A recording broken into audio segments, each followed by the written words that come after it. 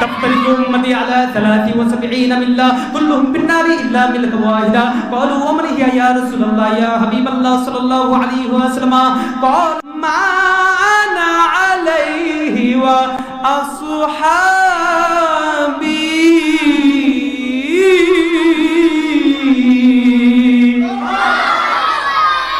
আল্লাহর হাবিব হুজুর পাক সাল্লাল্লাহু আলাইহি ওয়াসাল্লাম বলেছেন, আমার উম্মতগণ শীঘ্রই 73 দলে বিভক্ত হবে।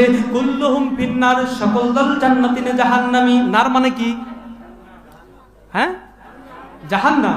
কুল্লুহুম ফিন্নার, সকল দল জাহান্নাম। তখন সাহাবায়ে কিরাম রাদিয়াল্লাহু তাআলা বললেন, তাহলে সকল দল যদি জাহান্নামে যায়, কোন মানে ইয়া রাসূলুল্লাহ, কোন দলটি তাহলে জান্নাতে যাবে? তখন নবীজি পাক সাল্লাল্লাহু আলাইহি ওয়াসাল্লাম বলেছেন, ক্বালা মা আনা আলাইহি ওয়া আসহাবি, আমি এবং আমার সাহাবীদের সাথে মত এবং পথের সাথে ব্যাখ্যার সাথে যাদের মত এবং পথ ব্যাখ্যা মিলে যাবে তারাই হচ্ছে জান্নাতি।